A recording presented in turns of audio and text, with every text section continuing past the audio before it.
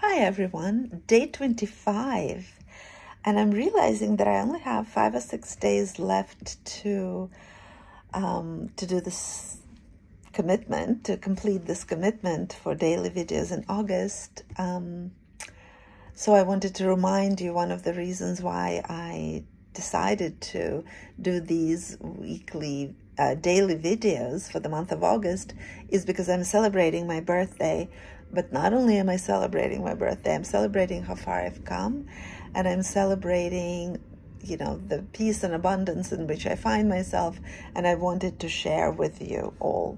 So I'm giving away prizes throughout the month of August. I invited people to register for those who are interested to spend some time with me as a coach, as a human being. So you can spend either half a day with me in person, or on Zoom. There are 2 gifts. One is 3 1-hour sessions, and then the third gift is 1 session of 90 minutes that would allow somewhat of a deeper going into depths together. If you are interested, I will post details in the description of this video. You can register until the end of August, and on 2nd of September, I will be pulling the names of the interested people out of the hat to announce the winners. It'll be random, and I look forward to this. It's just a fun little thing I wanted to do for my community, to thank you for being here, for watching, for listening, for witnessing me, and I'm celebrating us being together and us being in this community, and I'm celebrating my life and my birthday that takes place in August. So something that I wanted to talk about today is what my mind has been filled with for a couple of days. So I'm a woman in menopause.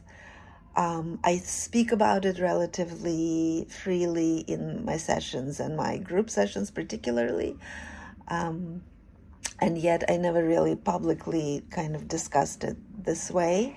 And it's something that I am still not completely clear as to what exactly my stance is, in that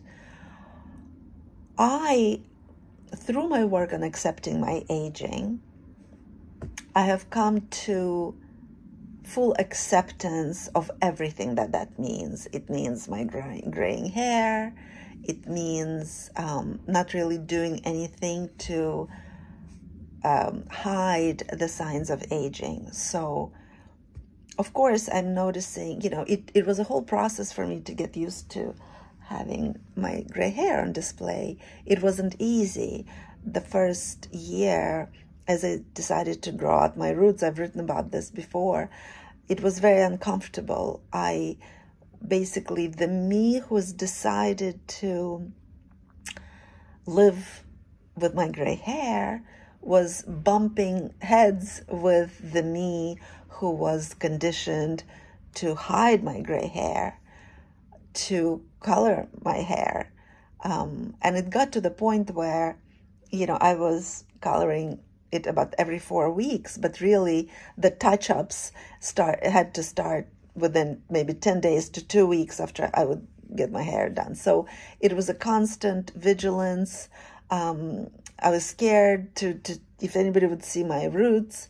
And then there was a day a couple of years ago, where I got out of the shower with my clean hair, and I didn't want to start putting the mascara on it, so I just let it dry like this. I was home, and then my eldest daughter was visiting with us, and then my husband saw my roots, and he was like, with almost a fear in his eyes, like, "Oh my God, you have to take care of this," or something like that. And I got so angry. I got triggered.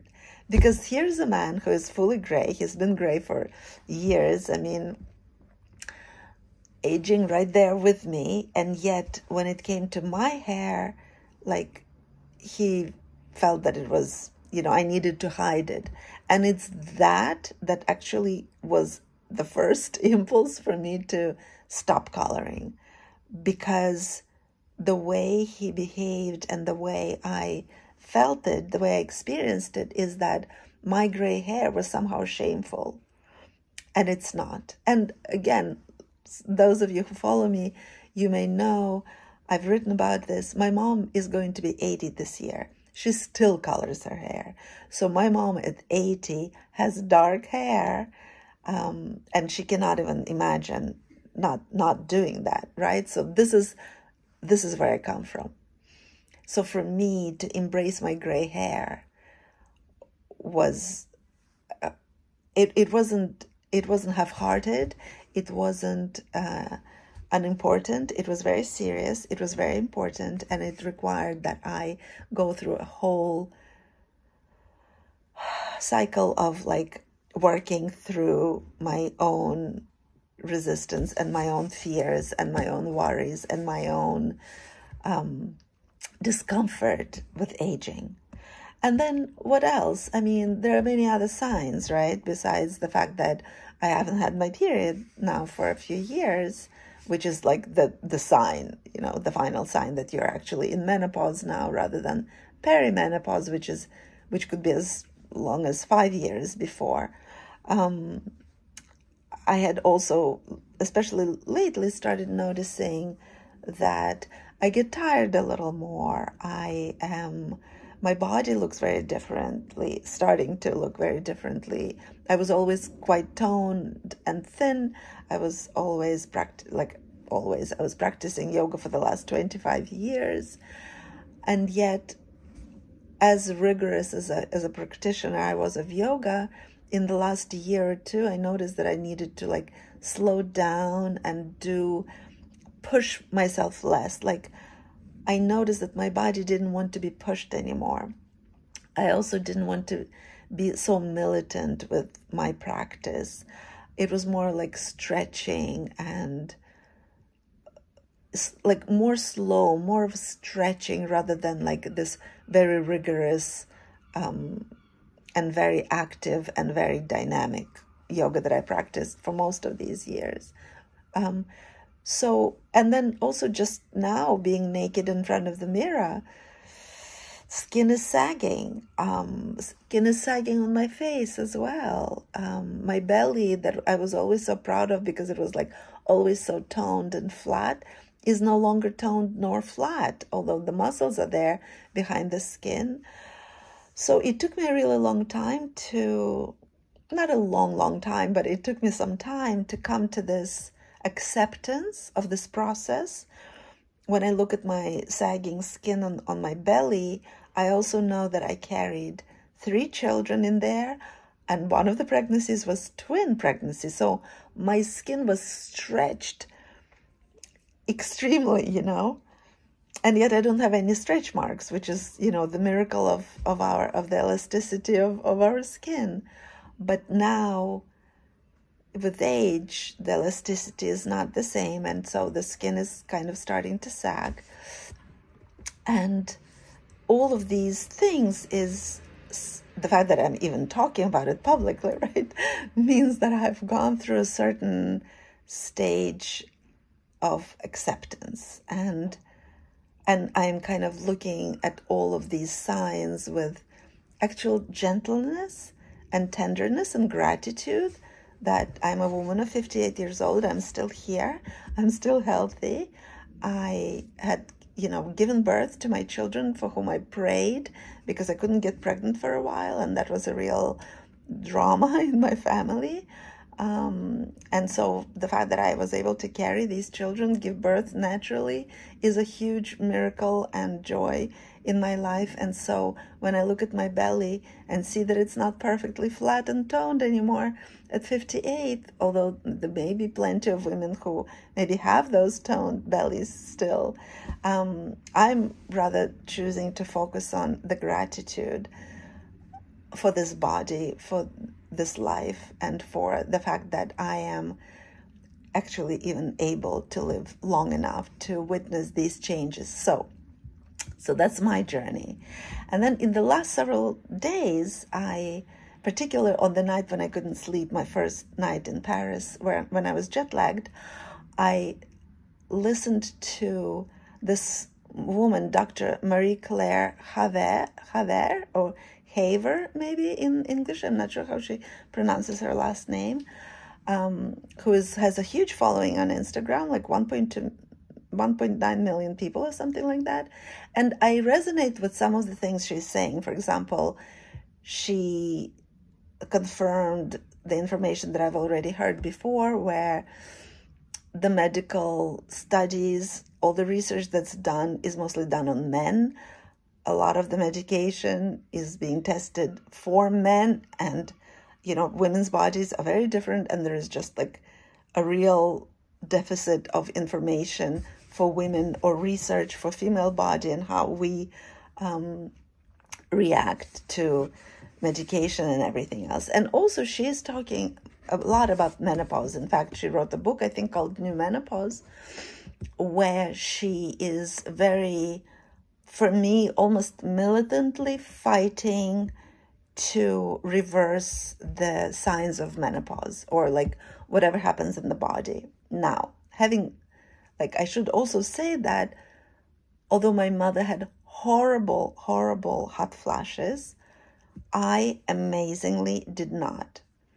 I've read somewhere years ago that women who actually do the inner work and get to process all the emotions that were, frozen in our bodies actually have fewer signs of menopause. So I always attributed to that the fact that I didn't really have any hot flashes, and didn't suffer from that expression of menopause. I kind of attributed it to maybe because I worked so hard years before. My awakening has started when I was about 43 years old. So I've worked so hard on going into the, intergenerational trauma and sitting in silence with everything that was coming up for me and healing my wounds and, self-care and self-responsibility and taking time for self and learning to fill my cup so that I can give to others from the overflow and not from deficit and not from scraping bottom. So a lot of the things that she's actually advising, I did as part of my process of awakening and kind of coming to self-care and self-responsibility. However, one of the things that she's, really talking about is as if menopause is something that we need to fight. And again, I'm not an OBGYN like she is. And my opinion is just my opinion based on my life experience. And I really always encourage everyone to listen to yourself, listen to what reactions you have, look at your own experience. How are you experiencing this? What this Dr. Haver is saying is that only 15% of women are actually having a relatively easy time with menopause, that most of the women are really suffering, really struggling. It's a debilitating thing. So I don't know how you are experiencing, whoever may be listening, but just the concept of fighting a natural stage in life is tricky for me, because she claims that women until about 100 years ago didn't live long enough to live through menopause, because I guess she goes against the argument that menopause is natural, which I tend to think as well. Menopause is natural. Aging is natural. There is nothing we can do to reverse aging. We can prolong certain processes, or we can postpone certain processes, but we cannot escape aging. It's going to catch up with us sooner or later. So my mom may be coloring her hair at 80, which is completely her choice, and I don't judge that at all, but she's 80, and she won't escape the fact that she's only going to get older. And so for me, what I decided is that I decided to accept the aging process earlier and just live in acceptance of my body and my face and my skin and everything that's coming up. So will it maybe will it change my mind in the future? Maybe, right? Because again, I don't know what's going to be happening to my body and what other expressions of menopause or life, without certain hormones will bring me. But I chose on my journey of safe to be me, on my journey of free to be me, on my journey of brave to be me, I chose to accept the way it all looks. And I do very, very little of external helping to look differently. What I do mostly is I really am very, very discerning with my thoughts. I'm very, very discerning how I spend my time. I'm learning currently more and more about like nutrition and how to nurture my body and how to manage stress in my body through food, through lifestyle changes. I move differently now, even if it's not always yoga or stretching. I walk a lot. In fact, I actually, ever since we moved to Mexico, I paused yoga I started with yoga, and then some things just were difficult to maintain, and I'm walking a lot. I'm really, really walking a lot. It's much easier to do every day, and I'm just grateful to be able to be physically active. I don't so far right now, I don't feel the need to do anything else. I feel well. So, but what happened, why I'm talking about this particular Dr. Marie Claire Paver, is that when I was listening to some of the things that she was saying, I started coming to fear, and I started coming to doubt, and it kind of like triggered me into this like, am I not doing enough? Am I not being enough? I'm not doing this, or I'm not doing that. I should be maybe doing, and then like it got me into the cycle of stress. And it took me a few days to actually remember, wait a minute. There is no external authority about my body higher than me. This is what I always teach to others. This is what has been a golden rule for me. There is no higher authority for my body and for my life higher than me. Of course, I believe that there are certain experts. However, I'm also very aware that even medical doctors, like a lot of medical doctors that I follow, notably Dr. Gabor Mate, has spoken about the specificity of training of medical doctors, very unholistic regard on our bodies.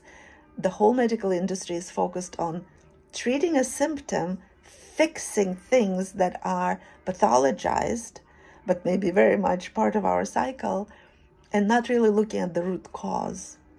So, again, I just wanted to, I guess the reason why I wanted to speak about it is that listen to the experts, listen to the people who are interesting in their field. But I personally hear, like, even with food, one person says, drink coffee. The other person says, don't drink coffee. Eat eggs. Don't eat eggs. Take these vitamins. Don't take these vitamins. Basically, there are so many conflicting messages all the time about all kinds of things, not only menopause, about all kinds of things, that, whenever I start getting confused and kind of am starting to focus my attention on what is being told me from outside, I leave my own center. So I always bring myself back to me. And this is what actually helped me get clarity again.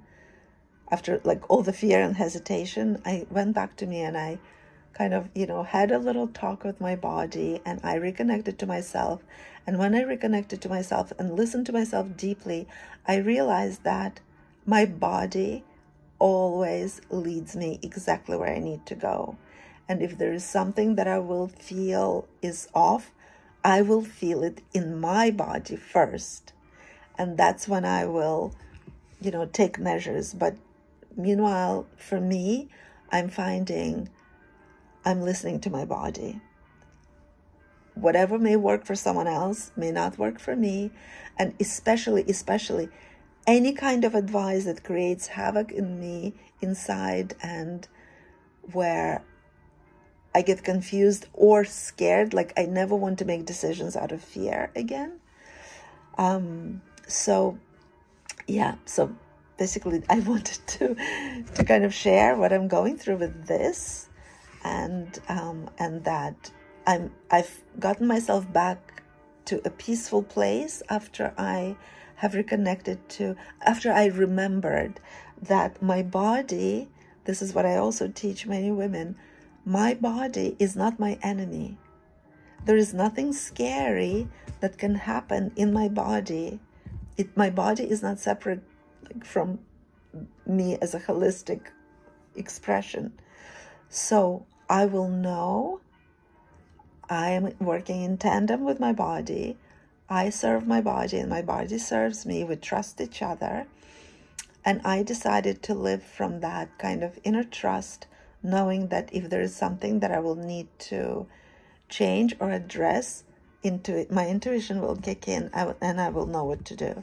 But that, again, even with this particular doctor, there are some things with which I resonate highly, and there are some things with which I don't, and that's okay. It doesn't mean that she is not, a great and interesting and worthy person or a great doctor, but that for me, I choose to listen to some things and listen to myself first of all.